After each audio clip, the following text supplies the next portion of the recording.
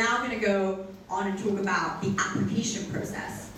Và như thế là kết thúc phần về việc chọn trường đại học. Và tiếp theo chúng ta sẽ đến với phần 2, đó là cái quá trình nộp hồ sơ. There are many factors when it comes to the application process. Admissions counselors look for many things. Chúng ta nên biết rằng có rất là nhiều cái yếu tố mà sẽ quan trọng trong việc chúng ta nộp hồ sơ, và những người mà đưa ra quyết định cuối cùng thì họ sẽ nhìn vào tất cả mọi mặt của một sinh viên, của một. So this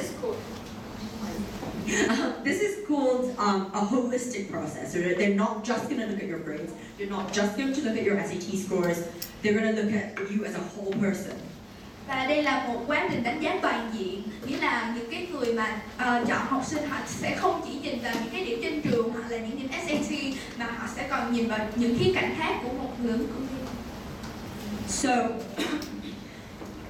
in almost every university, the most important factor in an admission decision is, just kidding. Is the academic transcript. Và đối với tất cả những cái trường đại học thì một yếu tố quan trọng trong việc chọn học sinh đó là cái học bạ. Your academic transcript will be sent to every college you apply to, and it has a summary of all the classes you've taken throughout your 4 years of high school, as well as your grades in these courses. Và học bạ ở trên trường cấp 3 của mỗi ứng cử viên sẽ được gửi trực tiếp đến tất cả những trường đại học, trong đó sẽ bao gồm danh sách những cái lớp học mà ứng cử viên đã tham gia và cũng như những cái điểm số trên mỗi lớp học đó. So there are a couple of things admissions counselors are looking for when they're reviewing your transcript. The first, importantly, is your performance. So they want to see that you're doing well in school, so they want to see A's. Khi nhìn vào học bạ thì đa số những người khi nhìn vào học bạ thì mọi người sẽ nhìn kỹ vào cái điểm số trên lớp và họ muốn thấy những cái điểm tốt, ví dụ như là điểm A. However, this is not the only thing they look at in a transcript. They will also look at your course though. So they'll look at what classes you're taking, and they'll look at how rigorous these courses are. Và nhưng mà đây không phải là cái yếu tố duy nhất, họ còn nhìn vào những độ khó của các lớp học mà chúng ta đã tham gia. So don't just take classes that will give you an easy A. They want to see that you challenge yourself. Nên là chúng ta không nên chỉ học những cái lớp mà chúng ta cho rằng dễ đối với bản thân chúng ta để có được điểm cao, điểm A, mà chúng ta nên có thách thức bản thân hơn với những lớp học có độ khó cao. However, challenge yourself within reason. Don't take 10 APs. Don't load up on APs. Or advanced courses or IB courses if you're going to do badly on them. Nhưng mà tất nhiên thì chúng ta cũng phải thách thức bản thân trong một giới hạn nhất định. Đừng có học mà rất nhiều người lớp chuyên hoặc lớp AP để rồi mà mỗi lớp chúng ta không học và có kết quả cao. And two other things admissions counselors are looking for. Firstly is they want to see a wide range of courses. So they want to see that you haven't just studied science for 4 years. They want to see that you've done English and maths and science and history, etc. Và họ còn nhìn vào cái sự đa dạng của các lớp học của những ứng cử viên. Họ không muốn thấy là một người chỉ chăm học vào một môn như là môn khoa học, mà còn có những cái lớp học khác, ví dụ như là sử hoặc là những môn âm nhạc, những môn năng khiếu chẳng hạn. And the last thing is admissions counselors like to see continuation. They like to see that if you start a language, you continue that language throughout the entirety of your career. Or if you do maths, you don't just drop maths after, say, your junior year. So it's highly recommended that you do maths your entire way through your career, as well as English and as well as a language. Và điều quan trọng nữa là chúng ta phải có một cái sự liên tiếp trong những cái khóa học mà chúng ta đã đăng ký tham gia, chứ không phải là chỉ học xong rồi bỏ nửa chừng. Một lời khuyên đó là chúng ta nên học một môn toán, một môn ngoại ngữ và môn tiếng Anh trong suốt quá trình 4 năm cấp 3. So I actually forgot to talk about something that wasn't in my notes, but I'm going to go back and talk about the ways you can apply and also the possible outcomes. Và bây giờ thì chúng ta sẽ nói về những cái cách để chúng ta có thể nộp hồ sơ vào các trường và những cái kết quả có thể xảy ra.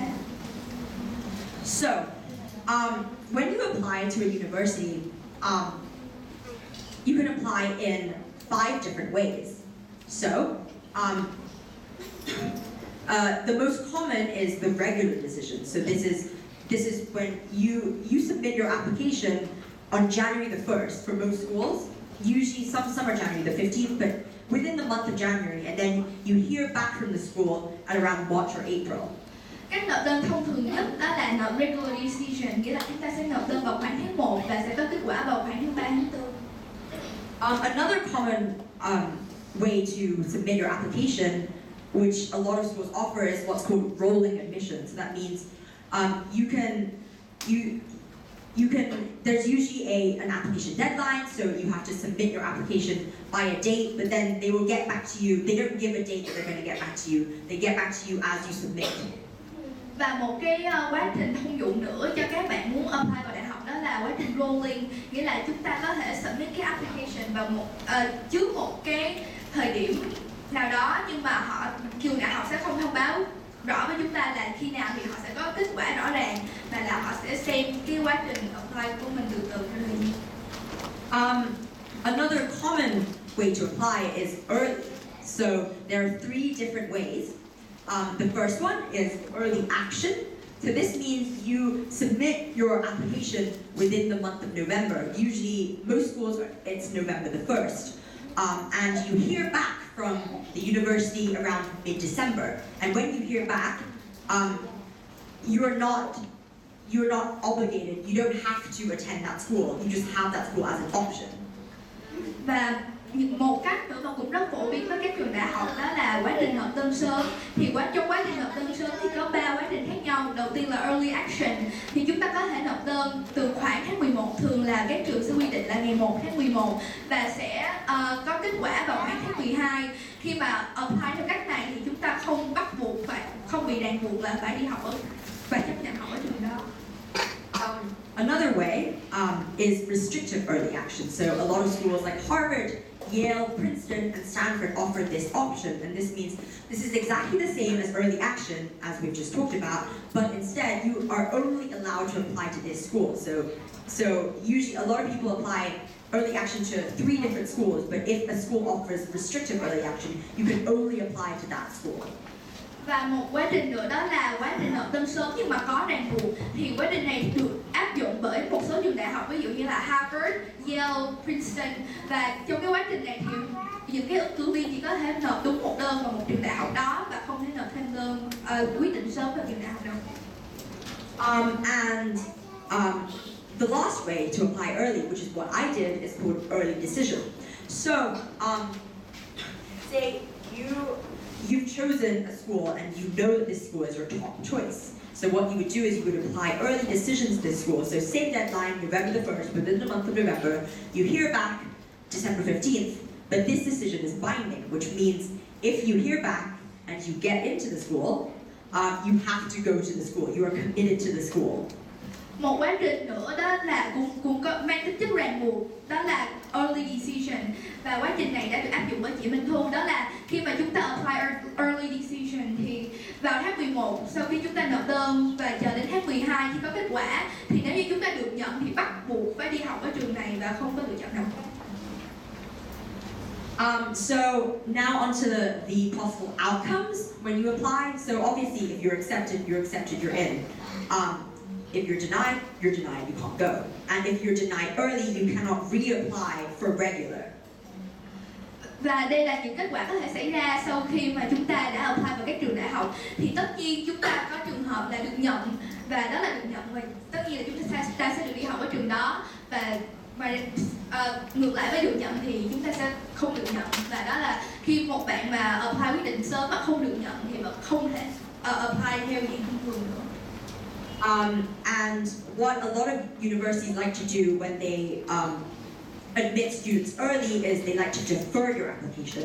And this means that that's not an acceptance or a denial. That is, they will revisit your application with the regular pool. Một cái kết quả có thể xảy ra nữa khi chúng ta apply quyết định sớm, đó là trường đại học sẽ trì hoãn lại cái hồ sơ của chúng ta. Điều này có nghĩa là trường đại học chưa quyết định chính xác là họ sẽ nhận hoặc là không nhận, mà là họ sẽ chờ cho đến khi quá trình apply thông thường và họ đọc thêm những cái đơn khác, sau đó thì họ mới quyết định cụ thể.